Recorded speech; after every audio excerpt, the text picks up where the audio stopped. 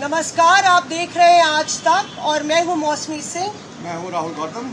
और इस एक्सक्लूसिव खास बातचीत में हम आपके सामने लेकर आए हैं नॉर्थ ईस्ट के उम्मीदवार कांग्रेस के कन्हैया कुमार, जो एनएसयूआई के इंचार्ज भी हैं, कांग्रेस के फायर ब्रांड नेता हैं और कभी विवादों में, कभी नारों में, कभी जनता के बीच घिरे रहते हैं। जमीन से जुड़े नेता कन्हैया कुमार अक्सर आपको भारत जोड़ो यात्रा में पैदल चलते भी नजर आ जाते हैं। कन्हैया जी, बहुत बहुत स्वागत है आपका आज तक पर। और ये वो वक्त है जो कहा जाता है ना कि अगर जुस्तजू हो तो सफ़र खत्म कहाँ होता है, यूँ तो हर मोड़ पर मंजिल का गुमा होता है। एक मंजिल थी आपकी जब आपने शुरू किया था अपना सफ़र जेएनयू से, और अब आप एक नेता बने, फिर पार्टी में आपने जिम्मेदारी संभाली। पहले भी आप लोकसभा के चुनावी रण में अपनी किस्मत बिहार से आजमा चुके हैं, लेकिन इस बारी पिच अलग है। कितनी बड़ी चुनौती आपके सामने, क्योंकि मनोज तिवारी खड़े हैं। सबसे पहले तो आप दोनों को नमस्कार। नमस्कार। और आपने कहा कि आपका सफ़र जेएनयू से शुरू हुआ। नहीं, मेरा सफ़र जेएनयू से नहीं शुरू हुआ है। मेरा सफ़र मेरे परिवार से शुरू हुआ। मेरा सफ़र मेरी माँ की गोद से शुरू हुआ और जीवन की यात्रा में स्वाभाविक बात है हम दिल्ली आए। और जेएनयू जाने से पहले दिल्ली आए 2009 में हम दिल्ली आ गए और 2011 में हमारा एडमिशन हुआ और 2018 में बिल्कुल मिला।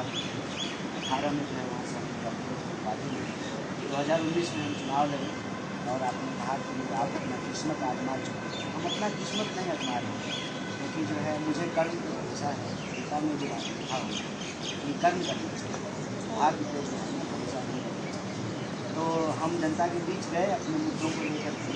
जनता को उस वक्त जो है और मुद्दे पसंद आए और उन्होंने जो है किसी और प्रत्याशी को अपना प्रतिनिधित्व करने का अधिकार दिया। ठीक उसी प्रकार से इस बार भी इंडिया की तरफ से जो है कांग्रेस पार्टी की ओर से मैं नॉर्थ ईस्ट दिल्ली का जो है प्रत्याशी हूँ। और सबसे पहले तो मैं धन्यवाद देना चाहता हूँ दिल्ली की जनता को, अपनी पार्टी को, इंडिया के जो है बाकी घटक दलों को, जो मुझे जो है ये जिम्मेवारी दी गई है। इस बार भी हमारे पास एक एजेंडा है। एजेंडा लेकर के लोगों के बीच में जाएंगे। अगर वो मुद्दे उनको पसंद आएंगे, अगर वो उस मुद्दों से सहमत होंगे, अगर उनको हमें विश्वास दिखेगा कि हाँ ये इन मुद्दों को लड़ सकते हैं, तो वो जो है अपना प्रतिनिधित्व पार्लियामेंट में करने का अधिकार देंगे मुझे, मेरी पार्टी को और हमारे गठबंधन को। अगर उनको लगेगा कि नहीं जो है उनके लिए अभी दूसरे मुद्दे ज़्यादा ज़रूरी हैं और जो है उनका प्रतिनिधित्व कोई और करे, कोई और गठबंधन, कोई और पार्टी करे, कोई और करे। लोकतंत्र में चीज़ें ना बड़ी सिंपल है, जी सीधी है। अननेसेसरी जो है ना राजनीति में लोग उसको कॉम्प्लिकेट।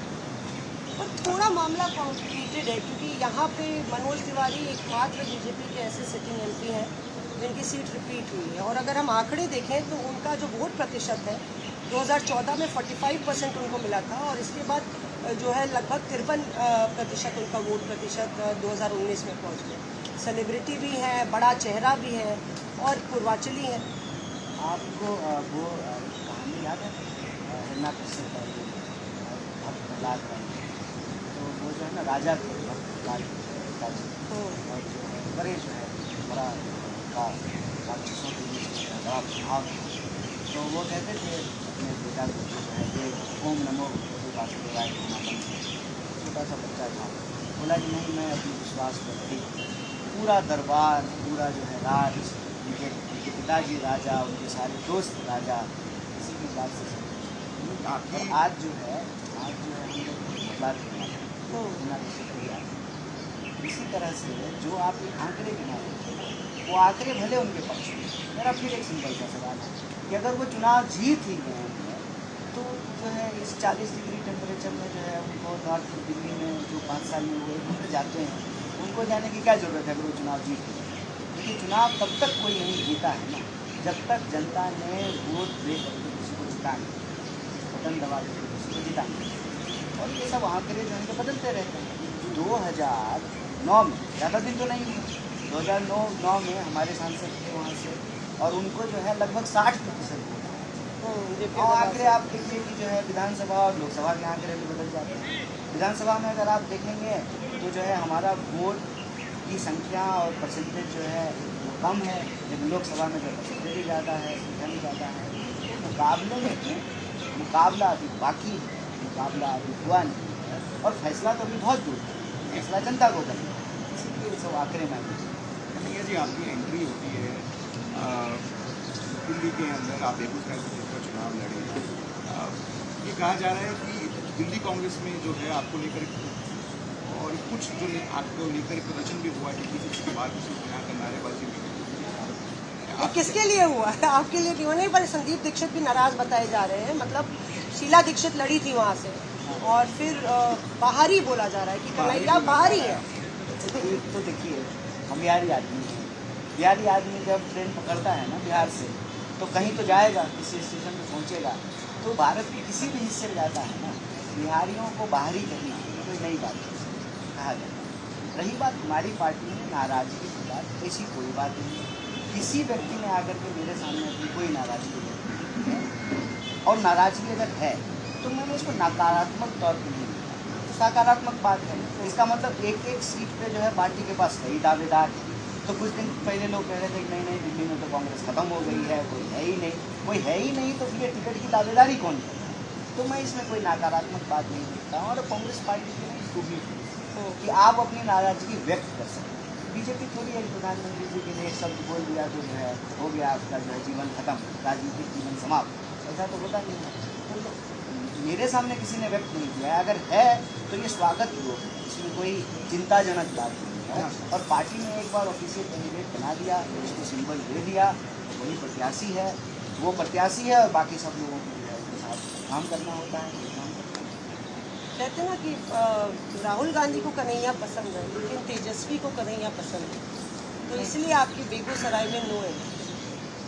अच्छा रहता बिहार से लड़ते, आपकी जमीन है, आपने कहा आपका सफर परिवार से वहाँ वोट देने के लिए इंडिया अलायंस। अच्छा, वोटर वही के हैं आप? वोट करूँगा इंडिया अलायंस को, ऐसी कोई बात नहीं। देखिए क्या मुझे मालूम है, मतलब आप जिस प्रोफेशन में हैं और हम जिस प्रोफेशन में हैं, हमारे रिलेशन जो है ना कई बार जो है बड़ा गर्मा गर्म रहती है, और आपके लिए ज़रूरी है कि उसमें थोड़ा सा मसाला हो। अच्छा, आपको टिकट मिल जाता? मतलब मैं तो ऐसी मसाला बना रही हूँ, वरना तो आपको टिकट मिलना तय था, पार्टी आपकी मांग रही थी। देखिए एक बात, तो बिना टिकट अगर चुनाव लड़ना ही अगर उद्देश्य है तो मैं अभी भी चुनाव कहीं से लड़ सकता हूँ। इस देश का कोई भी मतदाता कहीं से भी चुनाव लड़ सकता है। ये जनरल इलेक्शन है, आप भी चाहें तो बेगूसराय से लड़ सकते हैं, आप भी चाहें तो नॉर्थ ईस्ट से लड़ सकते हैं। आपकी धरती है ना, जन वही बात है, इसको समझना पड़ेगा कि चुनाव तो लड़ सकते हैं, चुनाव लड़ने का उद्देश्य क्या है।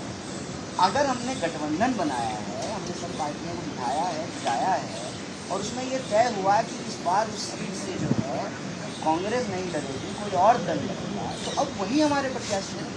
543 सीट के लिए जहाँ जहाँ गठबंधन बना हुआ है, तो हर जगह तो कांग्रेस नहीं लड़ेगी। तो कैंपेन करेंगे आप उनके? क्यों नहीं करेंगे?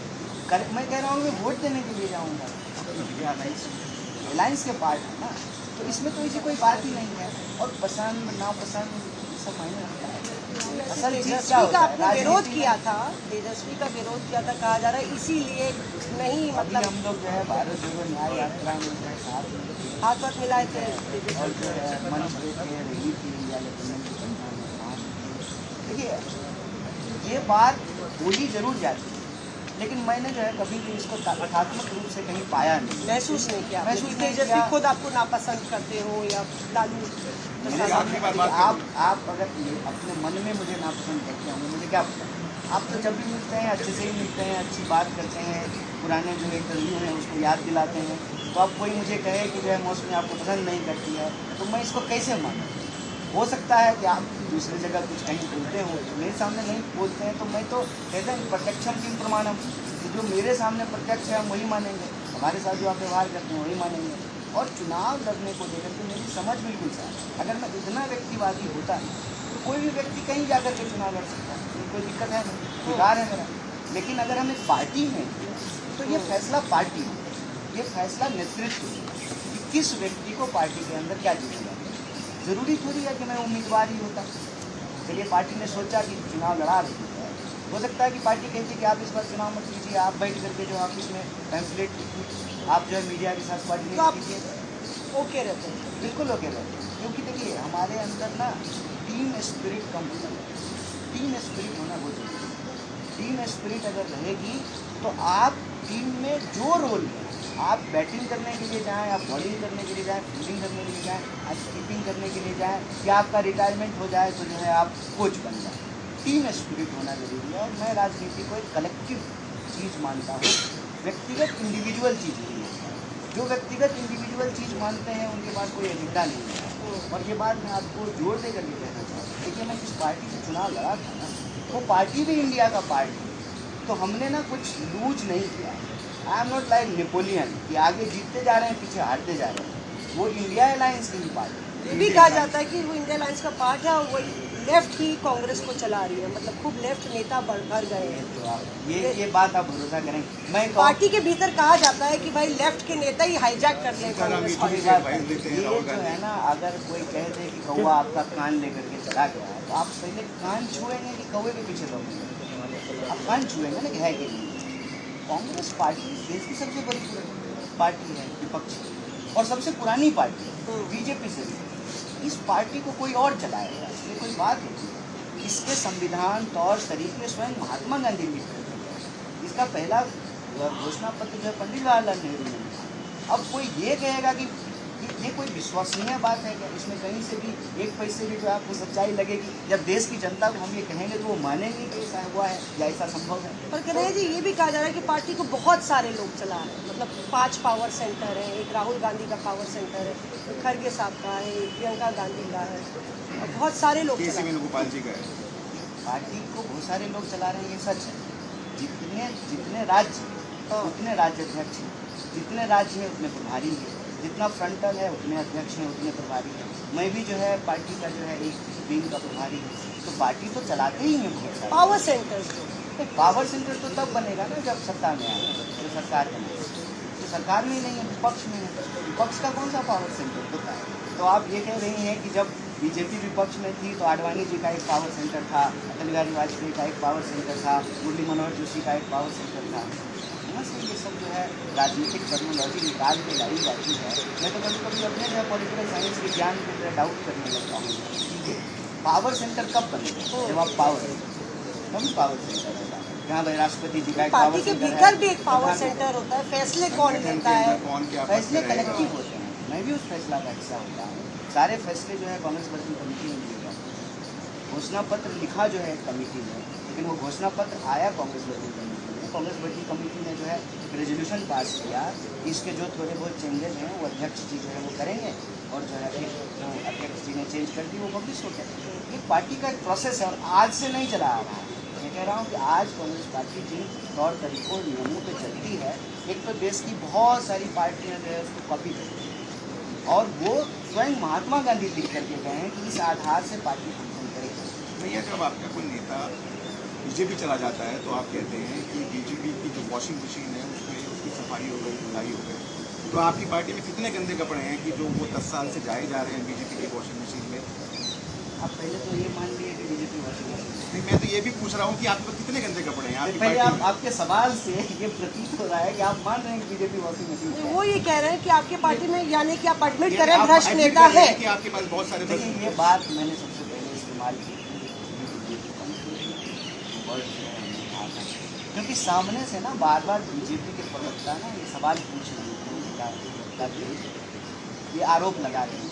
तो हमने कहा कि जिस भी व्यक्ति पे आप आरोप लगा रहे हैं, ठीक है, और मज़ेदार बात आपने बताई, वो इंटरव्यू आप यूट्यूब से जाकर देख सकते हैं। मेरे बगल में जो उस वक्त हमारे साथ बैठा हुआ लड़का था, जो अब भाजपा का नेता है, वो मेरे बगल में बैठा हुआ है, वो आज बीजेपी में चला गया है।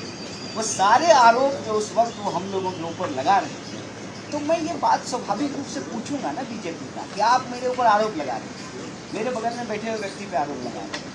ये व्यक्ति जब बीजेपी में चला जाता है तभी वो आरोप आप पूछते हैं। तो ये जो आपने एक परिपाटी पैदा की है कि जो हमारे खिलाफ है वो गलत है।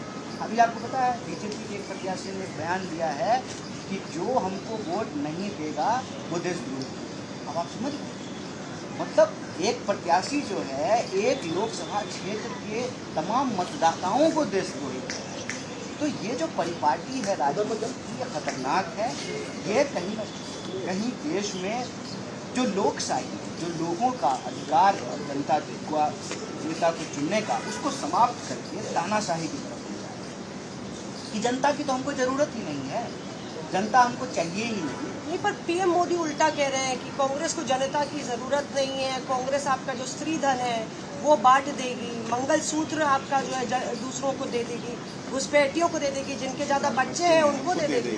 तो उस पर क्या आपको लगता है कि प्रधानमंत्री से आपकी बात बताया प्रधानमंत्री ने तो अभी बोला है, तो अभी कहाँ उनसे बात हुई? कह रहे हैं आप एक सर्वे कराएंगे। उन्होंने तो पिछले 10 साल में बात हुई, ऑन रिकॉर्ड बोला है। मैं कह रहा हूँ पिछले 10 साल में प्रधानमंत्री जी से आप लोगों की कोई बात आपको भी पता है प्रधानमंत्री ने प्रेस वार्ता नहीं की है, नहीं किया है ना, इसीलिए मैं कहता तो हूँ कोई दो राय है नहीं। प्रधानमंत्री प्रेस वार्ता इसलिए नहीं करते हैं कि आप उनसे सवाल पूछेंगे, सवाल पूछेंगे तो उनका झूठ पता चल जाएगा। प्रधानमंत्री जी झूठ बोल रहे हैं। प्रधानमंत्री जी एक पूर्व प्रधानमंत्री जी के ऊपर एक निराधार आरोप लगा, उनके कथन के बारे में झूठ बोल रहे हैं। और वो जिस लिहाज से बात कही गई कि इस देश में वो पहला हक नहीं कहा, दावा था। हक और दावा में फर्क होता है ना। और यह तो जो है संविधान कह रहा है ना, ये संविधान कह रहा है कि इस देश के अंदर जो गरीब लोग हैं उनको अधिकार देना इस देश की एकता के लिए, इस देश के विकास के लिए, इस देश की प्रगति के लिए ज़रूरी है। जैसे आपका दोनों हाथ, ये हाथ आपका कमज़ोर होने लगे तो आप फिजियोथेरेपिस्ट के पास जाएंगे, इलाज कराएंगे। इसमें क्या अन्याय हुई? प्रधानमंत्री जी सिर्फ और सिर्फ मुद्दे को भटका प्रधानमंत्री के पास इस देश के लोगों के लिए रोजगार के बारे में कहने के लिए कुछ नहीं, महंगाई पर बोलने के लिए कुछ नहीं, देश में बढ़ती असमानता पे बात करने के लिए कुछ नहीं, इसीलिए वो देश के आम लोगों का ध्यान भटका। 400 पार का नारा बीजेपी ने दिया, नारा है ना, हर रैली में नारा है ना, नारे का क्या है, मुंह के लिए बोलने में जीएसटी लगता है, मुंह है बोल दिए। अगर 400 के दावे में सच्चाई होती तो आपको लगता है 75 साल की उम्र में सुबह से शाम तक प्रधानमंत्री रैली कर रहे थे, जो है दो मुख्यमंत्रियों को पकड़ करके जेल में डालते थे, सभी पार्टी के नेताओं को तोड़ करके अपनी पार्टी में शामिल कराते थे, और आप भी कह रहे हैं कि दरवाज़ा खुला हुआ है, कोई भी आ जाए। अगर 400 का उनको विश्वास होता, आत्मविश्वास होता, तो ये सारे डर्टी ट्रिक्स क्यों किए गए? ये विश्वास नहीं है उनको, ये घबराहट है बीजेपी, उनको मालूम है कि वो नहीं जीत पा रहे, इसीलिए सारी चीज़ें कर रहे हैं। कितने पे आ रहे हैं बीजेपी, आपको लग रहा है? आप कह रहे हैं बीजेपी घबरा है। मैं ज्योतिषी होता तो पहले तो मैं जो है ना अपनी भविष्य एनालिस्ट तो हैं आप, एक्टिविस्ट और एनालिस्ट तो हैं। ठीक है, लेकिन मैं कह रहा हूँ कि भविष्य वक्ता तो नहीं हूँ ना। राहुल गांधी ने कहा 150 पार नहीं कर रही है बीजेपी। वो हमारे लीडर हैं, उनके पास पार्टी संसदीय का जो पॉलिटिकल इंटेलिजेंस होता है उनके पास होता है। तो अगर वो कह रहे हैं इसका मतलब अलग अलग स्टेट के जो लीडर्स हैं वो उनको रिपोर्ट कर रहे हैं, नहीं, आपकी फेसबुक में कास्ट सर्वे की बात हुई है और ये कहा गया है कि जिसकी आबादी जितना हक राहुल गांधी जी के पास है, इसका मतलब क्या ये है कि अगर 8% ब्राह्मण हैं देश में तो उनको 8% ऐसे कुछ मिल जाएगा, या 5% ये कम्युनिटी है इनको मिल जाएगा, और इस पूरी की पूरी डिबेट में मुसलमानों के लिए क्या है? देखिए, सबसे पहली बात ये पूरी बात ना थोड़ा अलग तरीके से आप बताइए। कह रहे हैं कि आप सर्वे करें, और सर्वे हो रहा है, आज से नहीं हो रहा है, आज़ादी से पहले से सर्वे हो रहा है। उस सर्वे में जब समय बदल गया है, देखिए पहले के सर्वे में क्या सवाल पूछा जाता था कि आप जो है खाना किस चीज़ में खाएं। अब जब चूल्हा बदल गया तो सवाल क्वेश्चनायर भी बदल जाएगा। जब समाज के अंदर नया वर्ग पैदा होगा तो उसका जो है इकोनॉमिक कंडीशन भी बदल जाएगा। देखने में ये मिल रहा है कि एक तरफ तो धन संपत्ति पैदा हो रही है, दूसरी तरफ जो है लोग गरीब हो रहे हैं, परचेजिंग पावर उनका कम हो रही है, जीडीपी बढ़ रही है लेकिन प्रति व्यक्ति जो है जीडीपी का हिस्सा वो घट रहा है, लोगों को खरीदने की शक्ति कम हो रही है। तो ये जब तक आप सर्वे नहीं कराएंगे, मैं एक सिंपल बात करता हूँ, आपकी शादी हो गई है, बच्चे हैं, उनका बर्थडे है, तो आप गेस्ट लिस्ट बनाते हैं ना कि 10 लोग आ रहे हैं उतने का खाना बनाए। तो देश में जो 140 करोड़ लोग हैं उसकी गिनती तो हम कर रहे हैं, एसटी पहले से गिन रहे हैं, एससी पहले से गिन रहे हैं, रिलीजन के आधार पे पहले से लोगों को गिन रहे हैं। तो इकोनॉमिक और जातीय पहचान के आधार पर भी लोगों को गिनिए ताकि सामाजिक और आर्थिक स्थिति पता चले, महिलाओं की स्थिति क्या है, पुरुषों की स्थिति क्या है, ग्रामीण क्षेत्र में रहने वाले लोग कैसे हैं, शहरी क्षेत्र में, तभी तो आप पॉलिसी बनाएंगे ना। जब आपके पास आंकड़े नहीं होंगे तो आप पॉलिसी कैसे बनाएंगे? आंकड़े आ गए, आंकड़ों को फिर आप क्या हक कैसे देंगे? पॉलिसी हमारी ये है कि भागीदारी सुनिश्चित की, जैसे महिलाओं के लिए अभी क्या कहा था कि अगर ये 50% हैं तो इनको हर स्फीयर ऑफ लाइफ में 50% की भागीदारी सुनिश्चित हो। कितना अच्छा है कि आप एक जो है पुरुष बैठे हुए हैं, महिला बैठे हुए हैं, दोनों सवाल पूछ रहे हैं। कितना अजीब लगता है जब स्टूडियो इम्बैलेंस हो, जेंडर बैलेंस नहीं हो, कास्ट बैलेंस नहीं हो, क्लास बैलेंस नहीं हो, एक ही पृष्ठभूमि के लोग आएँ, एक ही भाषा के लोग आएँ। तो देश की जो खूबसूरती रेनबो कलर है ना हमारे देश का, एक रंग तो है नहीं, बहुरंगी भारत है। अगर आप हिंदू धर्म की भी बात कर लीजिएगा तो एक देवता तो है नहीं, ब्रह्मा विष्णु महेश ही जो है 3 देवता हो जाते हैं। उसके बाद फिर जो है लाखों करोड़ों देवता हैं।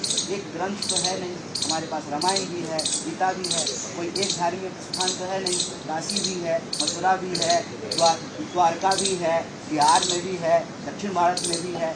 तो ये जो खूबसूरत भारतीयता जब हम बोलते हैं तो भारतीयता का मतलब क्या है? भारतीयता का मतलब विविधता, भारतीयता का मतलब हर रंग भाषा बोली धर्म के लोग, भारतीयता का मतलब गुलदस्ता, इसमें हर रंग के फूल हैं।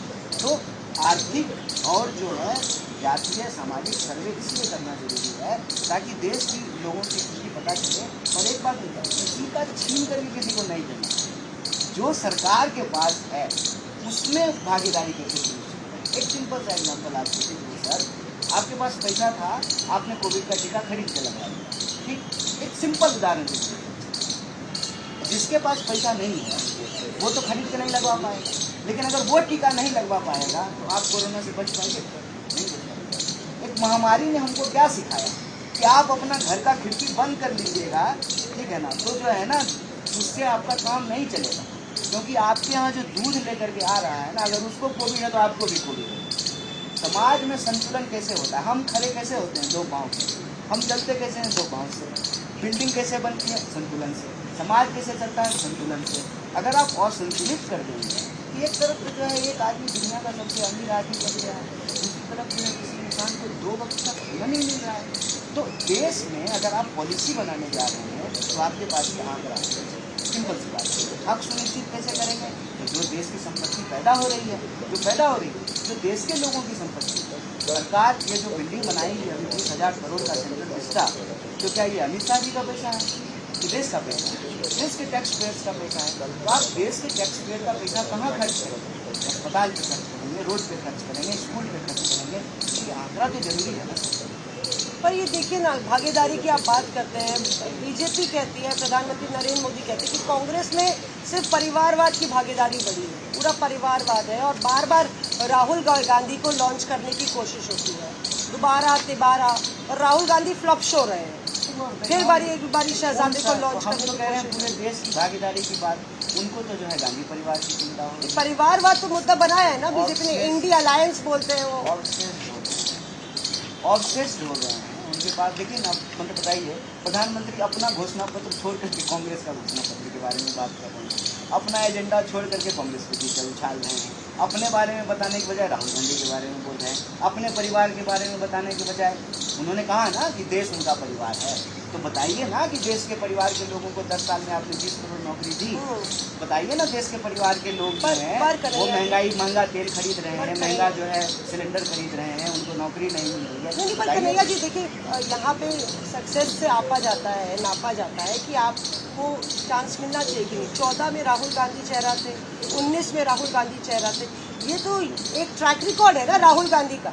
आप भारतीय संस्कृति के विरुद्ध बात कर रहे हैं। लेकिन ट्रैक रिकॉर्ड है ना कि बार बार फेल हुए हैं, ये कहा जाता है, बीजेपी से आरोप लगाया जाता है। करता हूँ, ये हैट्रिक ऑफ फेलियर्स हो जाएगी। मैं डिसएग्री करता हूँ आपके इस सवाल से पूरी तरह से।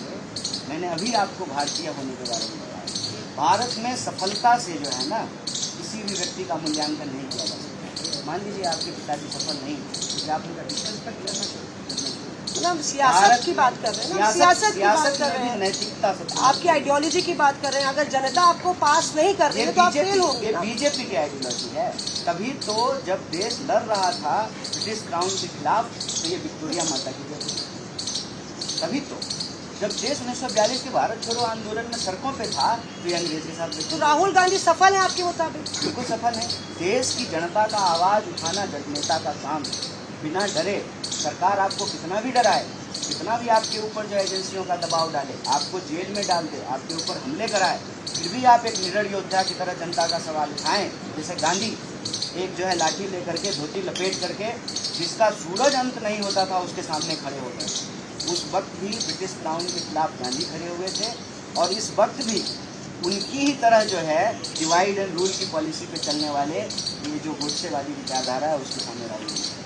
इसमें कोई दो राय नहीं है। और सफलता के आधार पर सम्मान ये भारतीयता नहीं है, भारतीय नैतिकता के आधार पर सम्मान है।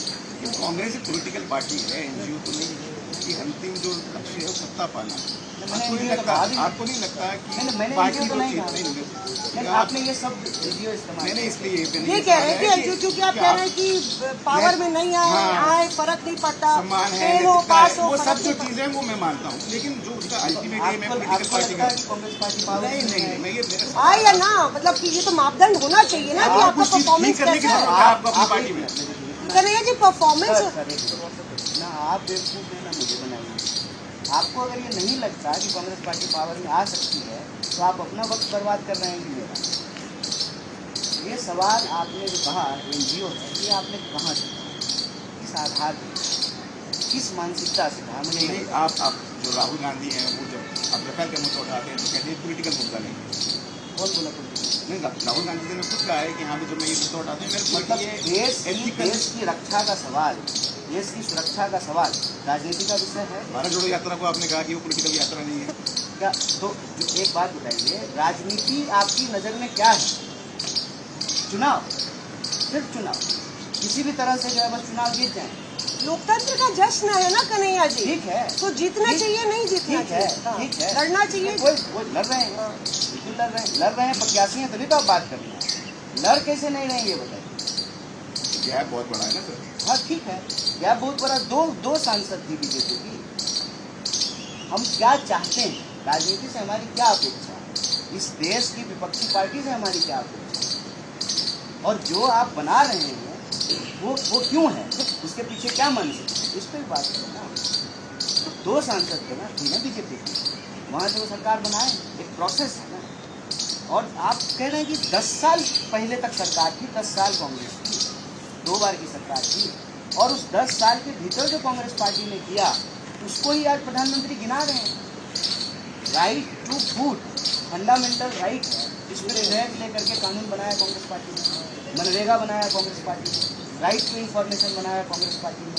ये जो आज आधार से बैंक के खाते लिंक हो रहे हैं, आधार की योजना किसने शुरुआत की, डायरेक्ट कैश ट्रांसफर की शुरुआत किसने की, जयराम रमेश जी ने।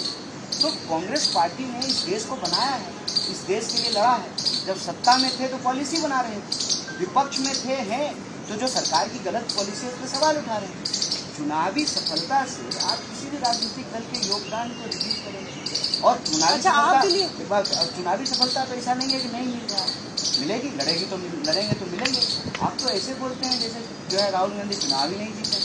राहुल गांधी सांसद है, अच्छा अगर वो लड़ना सांसद नहीं चाहिए, होते, अगर वो सांसद नहीं होते तो फिर उनकी सांसदी छीनी कैसे जाती? ये क्या हम लोग जो है एक परसेप्शन क्रिएशन, नहीं मतलब मैं ये कह रही हूँ ये बात लीजिए, मेरा मानना है कि मीडिया जो है ना हमेशा विपक्ष में। दुख की बात यह है ना कि मीडिया विपक्ष में होकर के विपक्ष से ही सवाल करता है। एक बात सकता आपका इंटरव्यू ले रहे हैं तो आप इससे सवाल आप करेंगे ना। देखिए, मैं इस बात के लिए आपको धन्यवाद देता हूँ। जी, जब हमें मिलेगा कोई केंद्रीय मंत्री का मुझसे भी सवाल तो करेंगे। सवाल पूछिए, ये सवाल उठाइए। लगातार अभी अमित शाह का इंटरव्यू हुआ, तमाम सवाल पूछे गए, आज तक नहीं पेपर लीक का मामला फिर क्या आपके यहाँ भी ईडी आएगा, मैं एक चीज आपके यहाँ भी ईडी आएगा। मैं एक चीज पूछ रही हूँ आपसे कि आपने कहा राहुल गांधी के बारे में कि सांसद थे तब सदस्यता गई, क्या उनको अभी वायनाड से उनका इलेक्शन है, क्या अमेठी से भी उनको लड़ना चाहिए, क्या प्रियंका गांधी को भी उतरना चाहिए? ये लगातार रिएक्शन, आपको क्या लगता है? ये फैसला पार्टी, नॉर्थ से हैं आप, नॉर्थ के नेता हैं, ये नॉर्थ साउथ डिवाइड मत कीजिए, पूरा देश हो रहा है ना कन्याकुमारी से लेकर के कश्मीर तक भारत एक है, ठीक है। ये नॉर्थ साउथ डिवाइड नहीं करना है। इस देश में हर भाषा बोली के जो लोग हैं उनका देश है ये, और बतौर नेता, बतौर राजनीतिक पार्टी सबका मुद्दा उठाना है हमारा, ये डिवाइड नहीं करना है। रही बात चुनाव लड़ने का, इसका फैसला पार्टी ले, व्यक्ति ले, इसका फैसला पार्टी ले, पार्टी जिसको जो जिम्मेवारी दे वो जीतेंगे वो अगर लड़ेंगे अमेठी, आपको लगता है? क्यों नहीं जीतेंगे? स्मृति ईरानी है उधर, हराया पिछली बार, स्मृति ईरानी- जमी रही है, घर भी ले लिया है वहाँ पे। देखिए, हम गृह प्रवेश भी- चुनाव लड़ते हैं ना तो अपने नाम से, अपना प्रॉमिस, और पार्टी जो घोषणा पत्र बना करके लाती है, जो विश्वास पैदा करते हैं कि घोषणा पत्र हम लागू करें, पार्टी ने जो जिम्मेवारी दी है उसका निर्वहन करने का प्रयास है। सब मोदी जी के नाम पर तो मोदी जी के नाम पे जीत भी रही है, पिछली बार जीत गई, तो इस बार भी जीतेंगी कि नहीं जीतेंगी? जीत जाए, इसमें क्या दिक्कत? राहुल गांधी अगर लड़े उनके खिलाफ, देखिए कौन लड़ेगा इसका फैसला पार्टी करेगी। जो लड़ेगा उसका एक ही काम कि वो जो कांग्रेस पार्टी न्याय पत्र लेकर के आई है उस न्याय पत्र को लेकर के संघर्ष जाए, जनता में विश्वास पैदा करे कि आप अगर हमको अवसर दीजिएगा हमारी सरकार बनेगी तो ये पांचों न्याय हम लागू करेंगे। ये हम अमेठी से ही सटा रायबरेली है और आपको देर भी हो रही है आए हमको जो है प्रियंका गांधी, आपको लगता है, मुझे लगता है प्रियंका गांधी लगातार रैलियां कर रही हैं, उनके भाषण में काफी तंज होता है, सीधे हमला भी करते हैं प्रधानमंत्री नरेंद्र मोदी को। आपको लगता है कि प्रधानमंत्री मोदी पे कोई हमला नहीं करता ज्यादा है। प्रधानमंत्री ने जो वादा किया ना जो वो पूरा नहीं कर रहे हैं वो याद दिलाते हैं। कोई व्यक्तिगत हमला, कांग्रेस पार्टी का कोई नेता प्रधानमंत्री को व्यक्तिगत हमला नहीं करता। प्रधानमंत्री जो अपने वादे भूल गए हैं ना, हम लोग बस उनको याद है। क्या आपको लगता है प्रियंका गांधी को ज्यादा जिम्मेदारी दी जानी चाहिए या उनको आगे आना चाहिए? ये सब फैसला तो जो है कांग्रेस वर्किंग कमेटी में होगा ना। आपका इक्वेशन, आपकी मीडिया इंटरव्यूज नहीं है सारे चीज़ के लिए, ये तो पार्टी फोरम में। How can you and I decide? Forum will decide, इसका क्या जिम्मेदारी? पर दिल्ली में आपको लगता है, दिल्ली में जो आपके साथ कॉम्बिनेशन हो गया है कांग्रेस का, दोनों की वोट शेयर अगर 19 के मिला लें तो लगभग 40% पहुंचता है, फिर भी बीजेपी के पीछे है। पर अरविंद केजरीवाल के साथ राहुल गांधी, दिल्ली में मामला जमेगा आप लोग?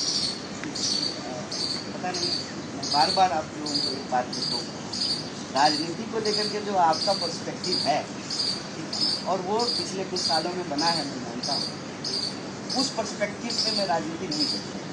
मैं राजनीति देखता हूँ कि राजनीति में अलग अलग विचार भी हैं। सबसे पहले एक वैचारिक सहमति बनती है कॉमन मिनिमम प्रोग्राम और फिर कॉमन मिनिमम प्रोग्राम को लेकर के हम जनता में जाते हैं, अपने समर्थक में जाते हैं। जनता और समर्थक जो उसको स्वीकार करता है तो वो कॉमन मिनिमम प्रोग्राम को लागू करने का आपको मौका देती है, सरकार बनने का। ये प्रोसेस है। एक कॉमन मिनिमम प्रोग्राम दिल्ली का भी है कि जिस तरह से दिल्ली को अपमानित किया गया है, जिस तरह से पहले बार बार बीजेपी कहती थी कि दिल्ली को पूर्ण राज्य का दर्जा देंगे, आज ये बात बोलना बंद कर दी और टू द एक्सटेंट वहाँ तक चले गए। कहते हैं ना कि आपसे दुश्मनी में इस कदर दीवाने हुए कि जो सुप्रीम कोर्ट का फैसला था उसके खिलाफ अध्यादेश लेकर के आ गए। केन प्रकार जो अध्यादेश ले आया कि एडमिनिस्ट्रेशन जो है दिल्ली सरकार के अंदर नहीं होगा, पुलिस पहले से दिल्ली सरकार के अंदर नहीं है, तो उसके अधिकार लगातार कम किए जा रहे हैं। फिर ये चर्चा करना शुरू कर दिए कि दिल्ली में तो अब विधानसभा ही नहीं रहेगी, विधानसभा ही भंग कर देंगे, सिर्फ मेयर रहेगा। तो दिल्ली तो बीजेपी के खिलाफ काम कर रही है और दिल्ली के जो लोग हैं, दिल्ली के लोगों से इसीलिए बीजेपी बदला रही है, उनको तंग करना चाहिए, उनके आत्मसम्मान को ठेस पहुँचाना, उनके लिए बिजली की व्यवस्था करने वाला, सड़क की व्यवस्था करने वाला, स्कूल खोलने वाला, जो जनता यहाँ के साधारण हैं दिल्ली के, उनके अपेक्षाओं को पूरा करने वाले मुख्यमंत्री को उन्होंने जेल में डाल दिया। तो वो मुख्यमंत्री को जेल में नहीं डाले, वो एक्चुअली दिल्ली की जनता को अपमानित कर, वो कह रहे हैं कि देखो हमको वोट नहीं दोगे तो हम तुम्हारे साथ ये बदलापूर्वक कार्रवाई करेंगे। और इस बात पे कांग्रेस और आप, उसके वर्कर, उसके नेता दोनों में सहमत हैं। यह जो हो रहा है ये ठीक नहीं। और ये जो सहमति होती है जहाँ से कॉमन मिनिमम प्रोग्राम बनना शुरू होता है, कौन ऐसा भाजपा के नेताओं को छोड़ करके कौन ऐसा राजनीतिक दल है जो एनडीए का भी पार्ट है जो कह रहा है कि नहीं मुख्यमंत्री को जेल में डाल देना है?